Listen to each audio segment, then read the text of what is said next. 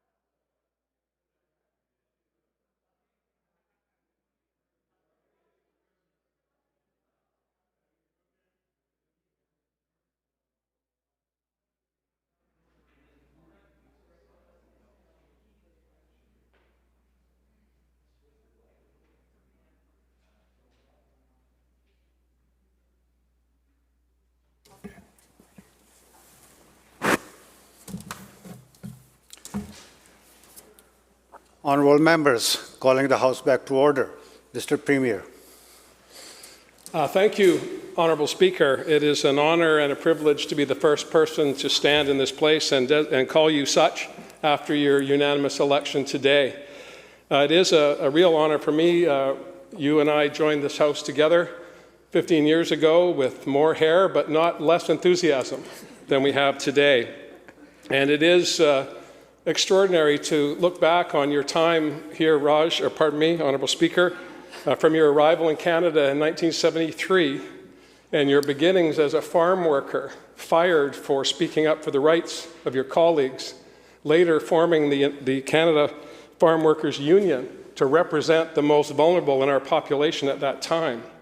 Part and parcel of who you are as a person led you to that calling to organize, to stand up for social justice, to resist and speak about racism wherever it emerged. That is who you are.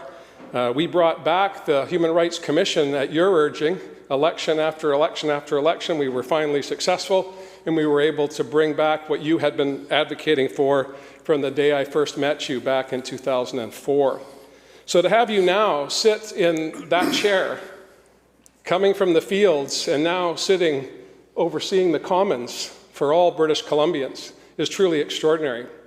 And I know that the Leader of the Official Opposition will have words to say, as will the Leader of the Third Party, and we will be united in our commitment to work with you to ensure that the civility that you want to see in this place and that you want to see in our community is reflected and represented here as we deliberate over the next number of months on the important issues that affect all British Columbians. But before we get to that difficult work, I think it's important that we pause and reflect on the historic moment that we have here today. The first Sikh, the first Punjabi-speaking speaker of any legislature outside of the subcontinent is you. And that speaks to the work of those who came before you. I know in the gallery today we're joined, very few people here, of course, because of physical distancing and health orders, but we are joined by the former Attorney General, Wally Opal, who was a trailblazer himself, as well as Mo Sahota, who was a trailblazer himself. And we have now the largest contingent of South Asian members of this legislature ever before, most candidates ever to step forward to represent their communities. And now to see you in that chair will smash the ceiling and I believe, lead to more diversity. And with this place, which we all hold so dear to our hearts and our community looks to for guidance on where we should go as a community, we'll see you in that chair and they'll be moved by that.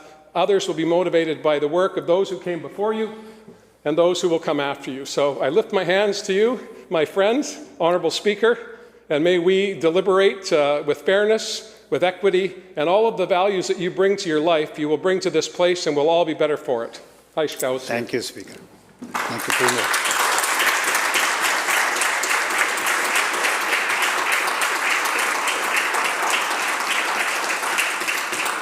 Leader of the Official Opposition. Thank you, Honourable Speaker. And on behalf of Her Majesty's loyal opposition, I want to extend our sincere congratulations on your election today. It is an honour to be part of this very historic moment. And the Premier has so well laid out your journey, Mr. Speaker, to this place of honour in the legislature. That journey speaks to possibility and dreaming big dreams in British Columbia. And as the Premier so articulately pointed out, this chamber needs to reflect the faces of all British Columbians. And I think that today, Mr. Speaker, we have taken a major step in that direction. We also want to recognize other trailblazers that join us in the House today. It is a day for showing a new path in British Columbia, and we're very, very excited for you, Mr. Speaker. But in reading the job description of the Speaker on the Legislative Assembly website, I was surprised to find these comments about the Speaker's relationship to the opposition. Let me quote, Mr. Speaker. The primary role of the opposition is to question government actions and to present alternatives to government positions. While this kind of adversarial system is a cornerstone of democracy, debates can, like a hockey game, sometimes get heated. The Speaker serves as a very necessary referee, ensuring fair play by all MLAs. Now, the Premier and I, as ardent hockey fans, understand that language very well. Who knew that hockey had even worked its way into the description of the role of our Speaker? Well, Mr. Speaker, as you attempt to referee here in the Legislature, I promise to try to keep my elbows down and, whenever possible, avoid time in the penalty box. Mr. Speaker, we do know that here in this place, there will be intense, emotional, and passionate debate. And we will count on you to find the appropriate balance that will allow each MLA, regardless of their party, to be treated fairly and to be heard. I have every confidence, Mr. Speaker, that you will carry out your responsibilities with respect and a lot of patience. Congratulations on this very special day for you personally, Mr. Speaker, and also for the province of British Columbia. Congratulations.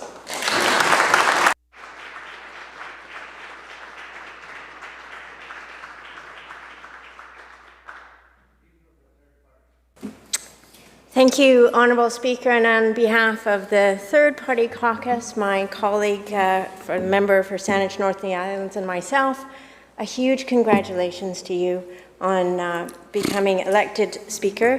The words of the Premier and the Leader of the Official Opposition have captured a lot, but I can say that I share the pride of all of the members here today to see you as the Speaker of this House. And I know that you will indeed bring your sense of fairness and justice and your commitment to this institution to your work in this role. I think that it's important to recognize that you are indeed a first, as the Premier points out, the first Sikh-speaking and first Punjabi-speaking Sikh speaker that we've had in British Columbia, but you also follow on the heels of another first, British Columbia's first independent speaker. And there have been many, many reforms and changes in this legislature under his watch, and I hope and expect to see the same commitment to the renewal of this legislature and the assurance that this institution serves the people of British Columbia the very best it possibly can. And I very much look forward to working with you. Huge congratulations. Thank you. Thank you. Well, members, thank you, Premier. Thank you, Leader of the Opposition. Thank you, Leader of the Third Party, for your kind remarks. It's a great privilege and honor to be elected as a Speaker of this BC Legislature. I'm humbled to have your support and trust. To get here had been a long journey. Never ever thought that one day I would be in this position when I immigrated to Canada in 1973. I want to salute our pioneers who paved the way for a better future for all of us. The first South Asians arrived in Canada in 1895. They and many others who followed them faced all forms of discrimination. Bigotry and racism was the norm of the day. You all know the Kamagata historic incident. There was a time when people of color were not even allowed to enter this building, let alone this chamber. But our forefathers never gave up. They continued their struggle for justice and equality. Over the decades, we have won many battles, but the journey for fairness and equality is far from over. In the 70s, when we organized farm workers, I was not alone. We were a collective of like-minded people. Thanks to my friends, late Professor Hari Sharma, late Professor Chin Banerjee, my dear friend Harinder Mahal, Charan Gill, Sarban Bole, and Judy Kavanagh, and hundreds other fellow trade unionists and members of the faith community who stood with me and us throughout that struggle. Discrimination and racism against the First Nations, blacks, people of color, LGBTQ+, and women continues. But I'm happy to note that conscious and concrete steps to combat discrimination or racism are taken by the government and supported by all political parties. Due to COVID-19, many friends and family members were unable to be here today to witness this historic event. But I'm happy to introduce my wife, Inder. She's up there. And our younger daughter, Anu, they are with us today in the gallery.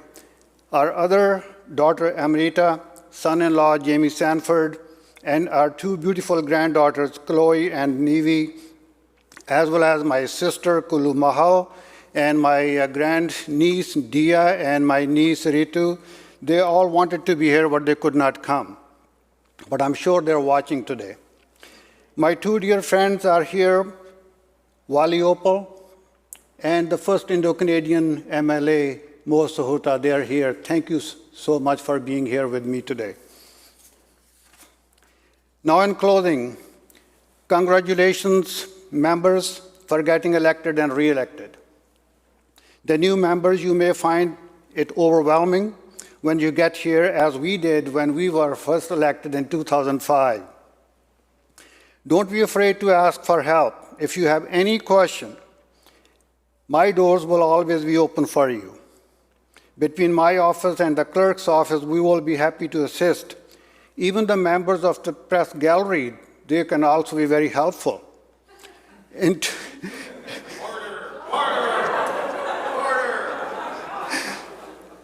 2005, when I was first elected, I didn't even know where the nearest washroom to this chamber was.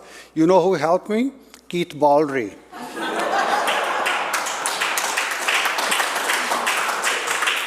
So thank you, Keith, for your assistance.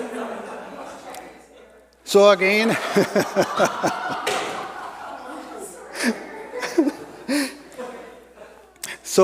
I just want to ask all members that never forget your roots. Don't forget where you come from. People who sent us here, they are the one who should take all the credit for the work we do. So in closing, during these challenging times, let's continue to work together and follow Dr. Bonnie Henry's instructions to defeat this pandemic. Thank you. Salut. Mercy. Zindabad.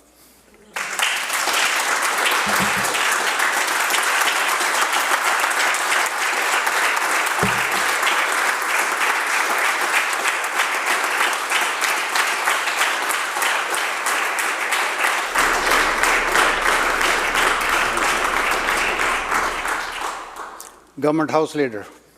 Thank you, Honorable Speaker. I move that notwithstanding Standing Order 21, or Standing Order 2.1, the House do now adjourn until 2:00 p.m. today, when Her Honor the Lieutenant Governor will present the speech from the throne. Honourable members, you heard the motion. All in favour say aye. Aye. Those who oppose, motion carried. This House stands adjourned until 2 p.m. this afternoon.